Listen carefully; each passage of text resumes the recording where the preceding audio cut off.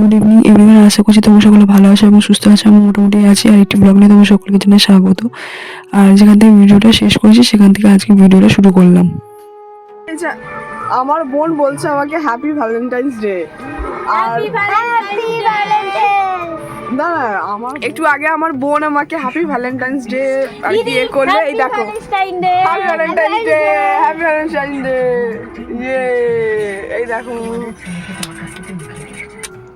এই যে এটা আমার বোন, এই একটা, এই যে একটা বোন,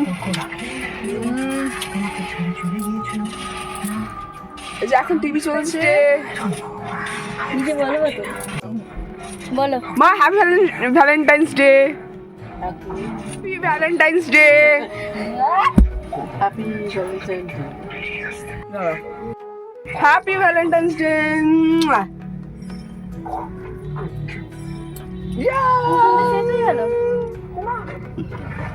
তারপরে এদিকে দেখতে পেলে আর কি সবাই ভ্যালেন্টাইন্স ডে আর কি সেলিব্রেশন করলাম, খুব ভালোই লাগলো। এটা কি হাজব্যান্ড বয়ফ্রেন্ডদের মধ্যেই হয় বা গার্লফ্রেন্ড বয়ফ্রেন্ডের মধ্যে হয় না, এটা বোনদের মধ্যেও হয়, বোন মায়েদের মধ্যে। খুব ভালোই লাগলো বলতে গেলে। এই 14ই ফেব্রুয়ারিটা 2026টা খুব আর কি ভালোই কাটলো ভ্যালেন্টাইন্স ডেটা। আর তারপরে এদিকে খেয়ে নিয়েছিলাম, বাবা এনেছিল ছোলা সেদ্ধ আর তোমার মুড়ি চপ আর মোটর সেদ্ধ। কি হলো আমার, কি হলো কি হলো, তুমি কালকে নেক্সট রাউন্ডে কি হাসি বাবা, কি হাসি। যেটা মাছ কেটে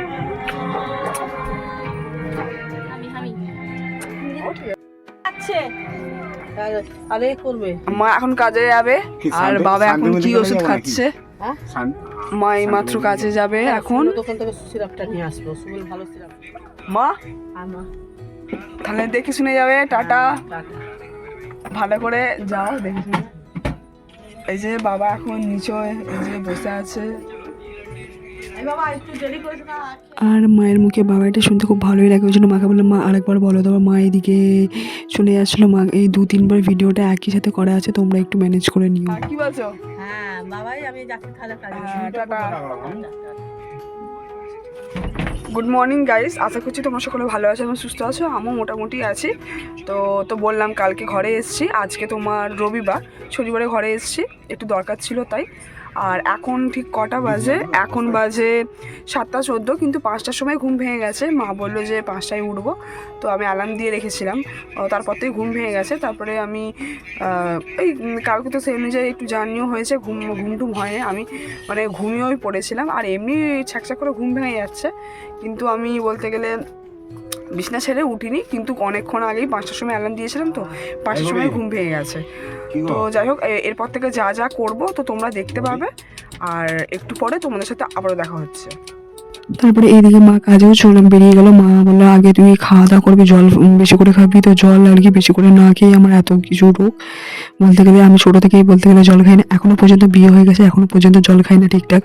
ওই জন্য এই খাওয়ার প্রতিতে প্রচুর বকা খাই, কিন্তু কি বলবো, তাও আমি কথা শুনি না। এই খাওয়ার প্রতিতে এমনি কথা শুনি, কিন্তু এই খাওয়ার প্রতিতে বলতে গেলে কথাই শুনতে চাই না। তারপরে এইদিকে পরোটা খেয়ে নিয়েছিলাম, তারপরে অফ ক্যামেরায় বিস্কুটও তার আগে খেয়ে নিয়েছিলাম। তারপরে বলতে গেলে ডাক্তারখানায় এসেছিলাম। আর এটা হচ্ছে আমি এই ডাক্তারখানায় আর কি দেখাই, আইবুড়োতেও দেখাতাম। তো এই ভিডিওটা আর কি মানে, তো ডাক্তারবাবুকে বলেছিল যে 8টার সময় আমি নাম লিখি, 8টা থেকে 9টার মধ্যে। আর যারা এখানে আর কি এসে নাম লেখাবে তাদের আগে দেখবো, আর যাদের বলতে গেলে ফোনে নাম লেখাবে তাদেরকে আর কি পরে দেখবে। তো সেই জন্য আমি বললাম না, আমার ঘরে যাওয়ার আছে, তো সেই জন্য আমি বললাম ডাক্তারবাবু তাহলে আমি 9টার সময় যাচ্ছি, তো গিয়ে নামটা লিখিয়ে দেবো। দেখলাম একটা দিদা বসেছিল, বয়স্ক দিদা, তো সে ফার্স্ট ছিল, আমি সেকেন্ড ছিলাম। ঠিক আছে, মানে ওইখানে গিয়ে নামটা লেখালে আগে হবে, কিন্তু ফোনে নাম যারা লেখাবে তাদের আর কি পরে পরে হবে। তো সেই জন্য আমি 8টার সময় আর কি ডাক্তারবাবুকে নাম লিখিয়ে দিয়েছিলাম। আর তো যাই হোক, আমি বললাম তাও ঠিক আছে, আমার নামটা মনে করে রাখবেন। তো ফোনে আর কি ফোন করেছিলাম, ফোনে কথা হয়েছিল। তারপরে এই 9টার সময় এসছি। তো যাই হোক, দ্বিতীয় জনের পরে ছিল, আর আমারই ফার্স্ট হতো।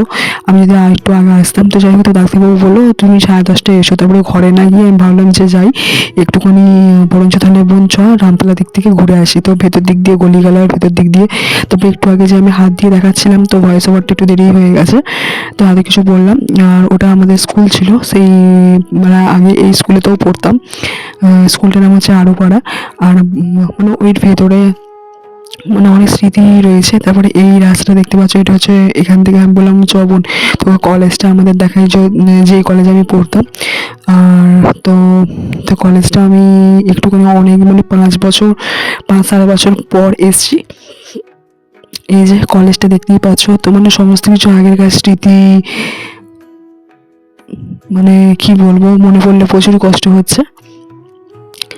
আর এই যে এই দোকান থেকে যে দেখতে পেলে, এই দোকান থেকেও অনেক কিছু আর কি, এই খাতা ফাতা টুকিটাকি, তারপরে তোমার জেরক্স, সেই আগে সমস্ত কিছু লাগতো, পিন ফিন সমস্ত কিছু এই দোকান থেকেই কিনতাম। পাশের দোকানটা দিয়েও আর কি টিফিন কিনতাম, সমস্ত কিছু আর কি স্মৃতি মনে পড়ে আছে, যে তোমাদেরকে একটু শেয়ার করে দিলাম ভেতরের দিকটা। এই যে তারপরে বোন একটু বায়না করছিল যে আর কলেজে ফেরার পথে এই দোলনাটা রয়েছিল, মানে পার্কটা ছিল, এটা একটা স্কুলেরই পার্ক। তারপর দেখছি একটা দাদু দেখছি এইভাবে দাঁড়িয়ে দাঁড়িয়ে দোলনা খাচ্ছে। আমি মনে মনে ভাবছি যে ইনি যদি আর কি দাঁড়িয়ে দাঁড়িয়ে দোলনা খেতে পারে, আমারও খুব আর কি দোলনা খাওয়ার একটু ইচ্ছা ছিল। তো সেই জন্য তারপরে আমি দেখলাম যে না, ওনারই কি নাতি ফাতি হবে, তাকে আর কি দাঁড় করে দিয়ে কি একটা দোলনার মধ্যে তার লাগা ছিল, তো ঠিক করছিল। তারপরে তো যাই হোক, তোমাদের সাথে কয়েকটা কথা শেয়ার করি। আর আমার কলেজ লাইফের থেকে আর কি মানে কলেজ লাইফটা বেশি ভালো ছিল স্কুল লাইফের চেয়ে। স্কুল লাইফের বন্ধুগুলো খুব একটা আর কি হেল্পফুল ছিল না, কেউ কারোর সাথে কথা বলতো না, সেই অনুযায়ী বলতো, কিন্তু মানে নিজেদের ঘ্যামের মধ্যে থাকতো, ঠিক আছে। তো আমার সাথে সেই অনুযায়ী খুব একটা কেউ আর কি কথা বলতো, মানে আমার সাথে কম আর অন্যজনের সাথে বেশি, মানে এমন করতো যেন চেনেই না, মানে বন্ধুই নেই এমনই। কিন্তু কলেজ লাইফের বন্ধুগুলো সবাই সবার সাথে দুদিনের দেখার মধ্যে কত সব ছেলে বন্ধু মেয়ে বন্ধু, মানে কত ভালো ছিল বলতে গেলে। কলেজ লাইফটাই আমার ভালো। যে আমার ভিডিওটা দেখুক না দেখুক, যেটা সত্যি কথা সেটা সত্যি কথা। তাদেরকে আমি ভেবেছিলাম বলবো, কোনো দিন আমি দরকার নেই, যে কার সাথে কথা বলতে চায় না, যে কথা বলে লাভ নেই। তো যাই হোক, তারপর দেখো এই বোনের কাণ্ড দেখো কিরকম, বলছে দিদি দেখ আমি স্লিপটা খাবো, কিরকম খাবো দেখ, বলে এইভাবে আর কি খাচ্ছে। আমি এখনো ভিডিও মানে ভয়েস ওভার দিচ্ছি, আমি মানে হাসবো না কাঁদবো কি জানি। তো যাই হোক, তারপরে এদিকে বোনের স্লিপ খাওয়া হয়ে গেল। তবে এই যে এটা একটা ব্যাংক, তো কলেজে যেখানে গিয়ে যেতাম, তো এইখানে আর কি টাকা জমা নিত, তো কলেজে তো টাকা আর কি জমা দিত না, তো এইখানে টাকা জমা দিতে আসতাম। যেই এটা হচ্ছে এই কোচিং সেন্টারে পড়তাম। কিন্তু কি বলবো, এই যতগুলো সব আমার বন্ধু ছিল কলেজ লাইফে, সব আর কি হেল্পফুল ছিল, মানে সবাই নোট দিত আগে সব, মানে যারা আগে এখানে পড়ে গেছে, আমি তাদের দলতে আর কি ভর্তি হয়েছিলাম। এবার আশেপাশে ওদেরকে দিদি বলতাম না, তো ওরাই বলছিল যে এখানে ভালো পড়ায়, দেখবি তো তোকে নোট ফোট দেবে না। কিন্তু না, এটা ভুল। আমি দেখতাম সবাই আমাকে নোট দিত, সমস্ত কিছু শেয়ার করতো।